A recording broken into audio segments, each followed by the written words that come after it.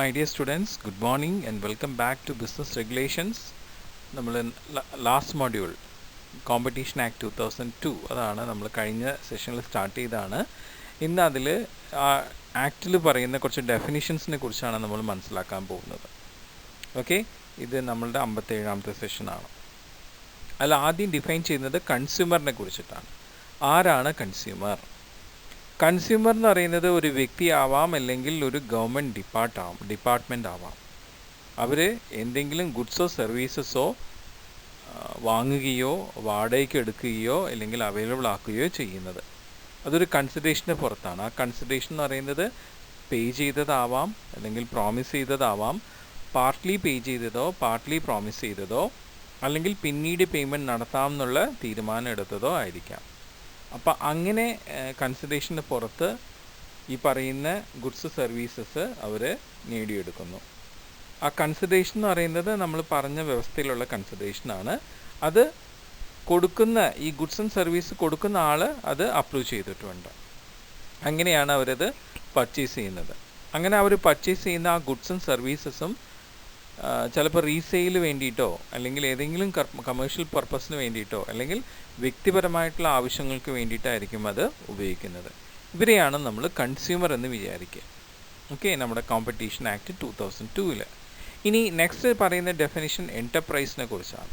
Enterprise എന്ന് വെച്ചാൽ ഒരു ഗവൺമെൻറ് ഡിപ്പാർട്ട്മെൻറ്റിനെയോ അല്ലെങ്കിൽ ഒരു വ്യക്തി നടത്തുന്ന സ്ഥാപനത്തിനെയോ ആണ് നമ്മൾ എൻ്റർപ്രൈസ് എന്ന് പറയുന്നത്. അവർ ഇന്ന കാര്യങ്ങൾ ചെയ്തിരിക്കാം.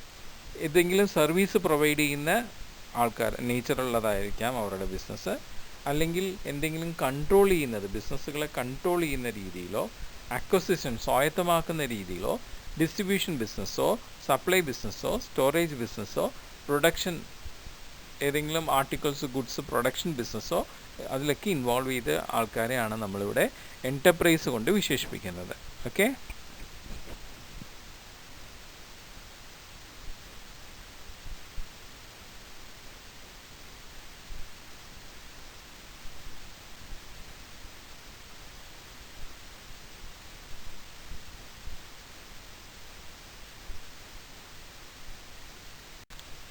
ഈ എൻ്റർപ്രൈസ് എന്ന് പറയുന്നത് ഇപ്പം ഈ പറയുന്ന ഷെയർസുമായിട്ട് ഡീൽ ചെയ്യുന്നവരെ എൻ്റർപ്രൈസിലേക്ക് ഉൾപ്പെടുത്തുന്നുണ്ട്.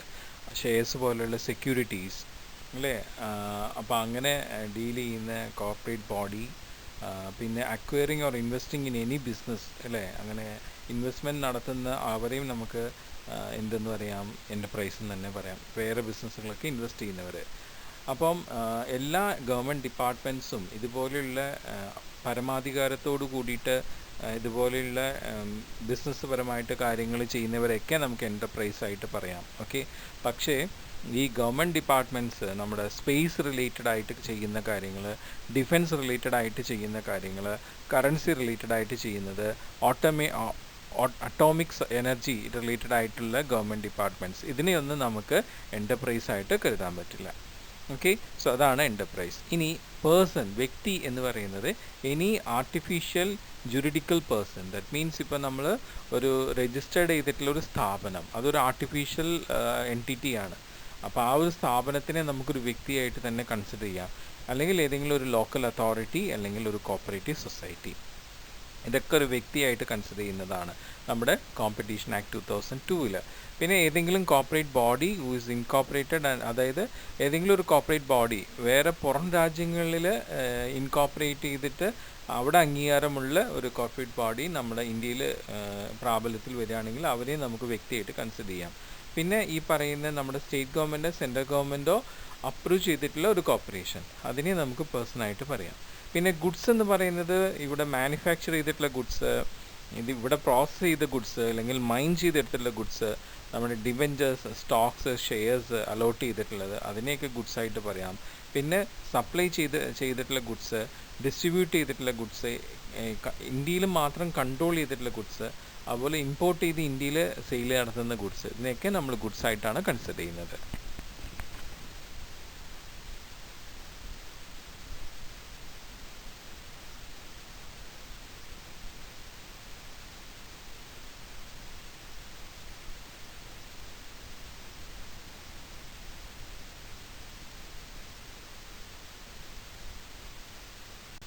ഇനി പാർട്ടി എന്ന് പറയുന്നത് എന്താണ്?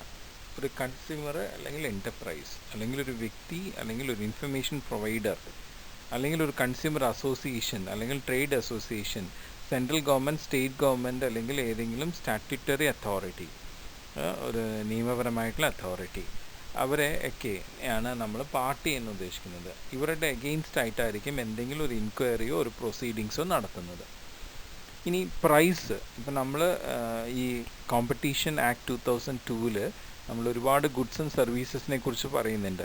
ആ ഗുഡ്സ് ആൻഡ് സർവീസസ് പ്രൊവൈഡ് ചെയ്യുമ്പോൾ അതിനുള്ള കൺസിഡറേഷനാണ് പ്രൈസ് എന്ന് പറയുന്നത്. അത് മണി വാല്യൂ ആണ്. ഓക്കെ, അതിപ്പോൾ ആ ഗുഡ്സ് സെയിൽ നടത്തുമ്പോഴോ അല്ലെങ്കിൽ സർവീസ് പെർഫോം ചെയ്യുമ്പോഴായിരിക്കും ഈ ഒരു പ്രൈസ് വരുന്നത്. ഓക്കെ, ഇതൊരു വാല്യുബിൾ ആയിട്ടുള്ള കൺസിഡറേഷനാണ്. അത് ഡയറക്റ്റായിട്ടോ ഇൻഡയറക്റ്റ് ആയിട്ടോ അല്ലെങ്കിൽ പിന്നീട് തരാമെന്നുള്ള രീതിയിലായിരിക്കും ആ കൺസിഡറേഷൻ ഫോം ചെയ്തിട്ടുണ്ടാവുക. അത് ആ ഒരു ഗുഡ്സിൻ്റെ സെയിലിന് റിലേറ്റഡ് ആയിട്ട്, സർവീസിൻ്റെ പെർഫോമൻസ് റിലേറ്റഡ് ആയിട്ടാണ് വരുന്നത്. പിന്നെ വരുന്നത് സർവീസാണ്. അതായത് നമ്മുടെ പൊട്ടൻഷ്യൽ യൂസേഴ്സിന് അവൈലബിൾ ആക്കി കൊടുക്കുന്ന സർവീസസ്. അത് പല പ്രൊവിഷൻസ് ഓഫ് സർവീസസ് ഉണ്ട്. അത് നമ്മുടെ ബിസിനസ്സായിട്ട് ബന്ധപ്പെട്ടിട്ടുള്ള പല ഇൻഡസ്ട്രീസിനും പല രീതിയിൽ കമേഴ്ഷ്യൽ റിലേറ്റഡ് ആയിട്ടുള്ള പല സർവീസസ്. ഇപ്പം നമുക്ക് എടുത്തു പറയുകയാണെങ്കിൽ banking service, communication service, education service, financing service, insurance service, chit fund service, real estate, transport, storage, material treatment, processing, supply of electrical and other energy, boarding, lodging, entertainment, amusement, construction, repair, convey news, information, advertising, ഇതൊക്കെ service ഇനത്തിൽ വരുന്നതാണ്. Okay,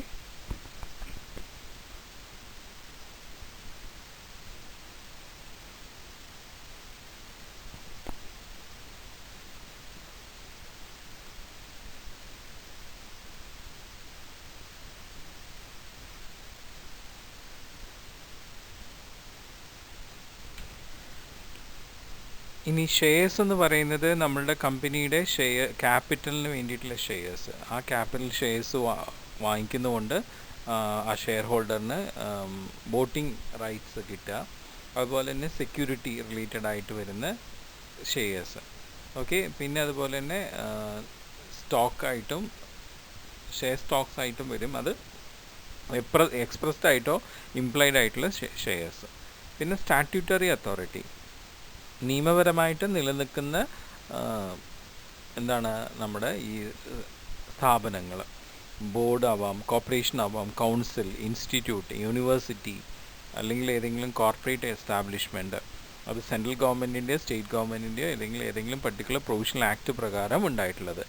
അവർ ഈ പറയുന്ന goods and സപ്ലൈയുടെ regulations നടത്തുന്നവർ, market services നടത്തുന്നവർ, അത് connected ആയിട്ടുള്ള കാര്യങ്ങൾ ചെയ്യുന്നത് അല്ലെങ്കിൽ ഇൻസിഡൻ്റ് ആയിട്ടുള്ള കാര്യങ്ങൾ ചെയ്യുന്നത്, അവരെയൊക്കെ സ്റ്റാറ്റ്യൂട്ടറി അതോറിറ്റി പറയുന്നു. പിന്നെ ട്രേഡ് എന്ന് പറയുന്നത് ഏത് തരത്തിലുള്ള ബിസിനസ്സും ഇൻഡസ്ട്രിയും പ്രൊഫഷനും ഓക്യുപ്പേഷനും റിലേറ്റഡ് ടു പ്രൊഡക്ഷൻ, പിന്നെ സപ്ലൈ, ഡിസ്ട്രിബ്യൂഷൻ, സ്റ്റോറേജ്, പിന്നെ കൺട്രോൾ ഓഫ് ഗുഡ്സ്, ഇതെല്ലാം നമ്മൾ ട്രേഡിൽ പെടുന്നതാണ്. പിന്നെ ടേൺ ഓവർ എന്ന് പറയുന്നത് നമ്മുടെ ആ ഗുഡ്സ് ആൻഡ് സർവീസിൻ്റെ ആ സെയിൽസിൻ്റെ വാല്യൂവിനെയാണ് ഇവിടെ ടേൺ ഓവർ എന്ന് പറയുന്നത്. അപ്പോൾ ഇത്രയും കാര്യങ്ങളാണ് നമ്മളുടെ ഈ കോമ്പറ്റീഷൻ ആക്ട് 2002 ഡിഫൈൻ ചെയ്തിട്ടുള്ളത്.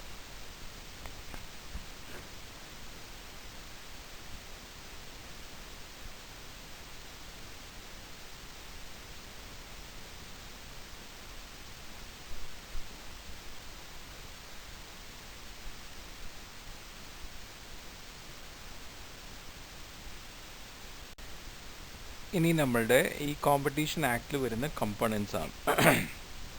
പ്രധാനമായിട്ട് വരുന്നൊരു കമ്പോണൻ്റാണ് ആൻറ്റി കോമ്പറ്റീറ്റീവ് എഗ്രിമെൻറ്റ്. അതായത് കോമ്പറ്റീഷനെ എഗെയിൻസ്റ്റ് ആയിട്ടുള്ള എഗ്രിമെൻറ്റ്. എന്താണ് അങ്ങനത്തെ എഗ്രിമെൻ്റ് എന്ന് പറയുന്നത്? ഒരു വ്യക്തി മറ്റുള്ള വ്യക്തികളുമായിട്ട് ഫോം ചെയ്യുന്നൊരു എഗ്രിമെൻ്റാണ്.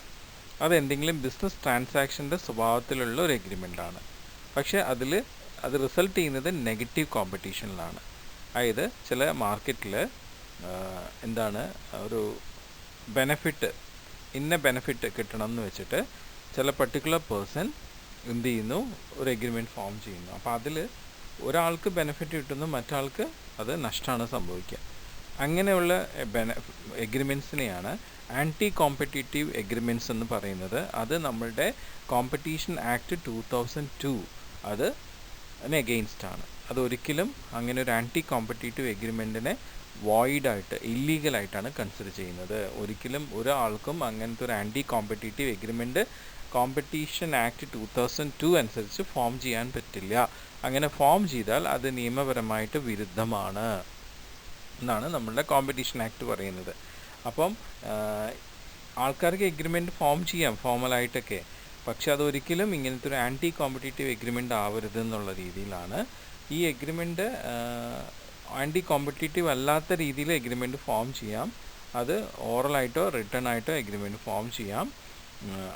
ആ ഒരു എഗ്രിമെൻറ്റിൻ്റെ നേച്ചർ ഇതുപോലെ ആൻറ്റി കോമ്പറ്റീഷൻ ആവാൻ പാടില്ല.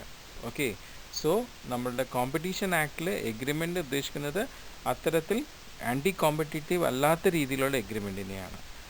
അല്ലാതെ കോമ്പറ്റീറ്റീവ് പ്രാക്ടീസിന് എഗെയിൻസ്റ്റ് ആയിട്ടുള്ള എഗ്രിമെൻ്റ് ആണെങ്കിൽ തീർച്ചയായിട്ടും അത് നമ്മൾ വോയിഡ് ആയിട്ടാണ് കൺസിഡർ ചെയ്യുന്നത്.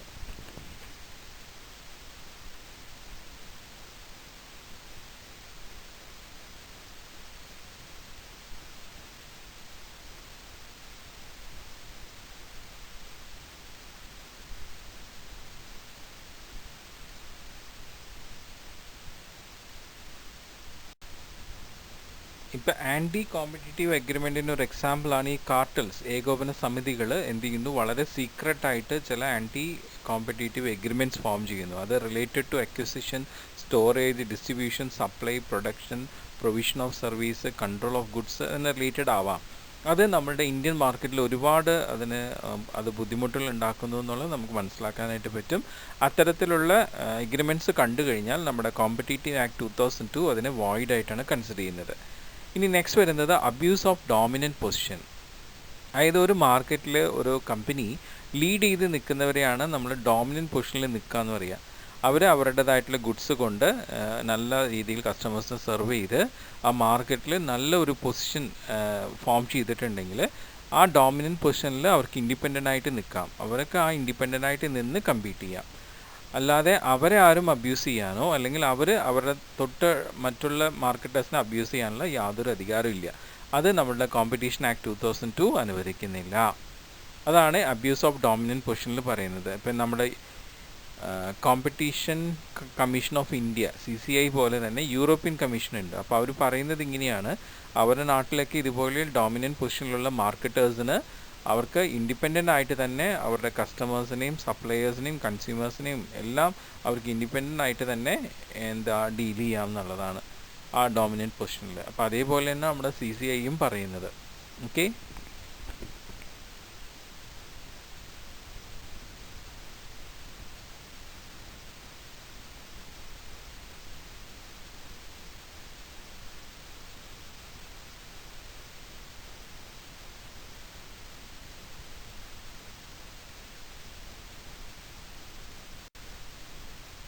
അപ്പോൾ ഡോമിനൻറ്റ് പൊസിഷനിലുള്ള ഒരു മാർക്കറ്ററിനെ ആരും അബ്യൂസ് ചെയ്യരുത്, അവരും ആരെയും അബ്യൂസ് ചെയ്യരുതെന്നാണ് കോമ്പറ്റീഷൻ ആക്ട് 2002 പറയുന്നുണ്ടെങ്കിലും ഒരു മാർക്കറ്റർ ഡോമിനൻറ്റ് പൊസിഷനിലേക്ക് എത്തി എന്ന് കാണുമ്പോൾ അവരെ വ്യക്തമായിട്ട് ആ ഡോമിനൻറ്റ് പൊസിഷനിലേക്ക് എങ്ങനെ എത്തി എന്നുള്ളതും കൂടി കോമ്പറ്റീഷൻ ആക്ട് 2002 മനസ്സിലാക്കിയെടുക്കുന്നുണ്ട്.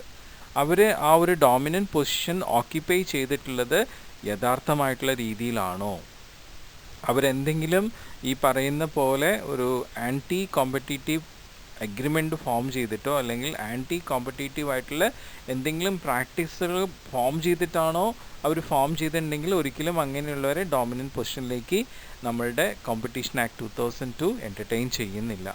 സോ ഒരു ഹെൽത്തി കോമ്പറ്റീഷനിലൂടെ മാത്രമേ ഒരു മാർക്കറ്റർക്ക് എപ്പോഴും ഡോമിനൻറ്റ് പൊസിഷനിലേക്ക് എത്താൻ പാടുകയുള്ളൂ.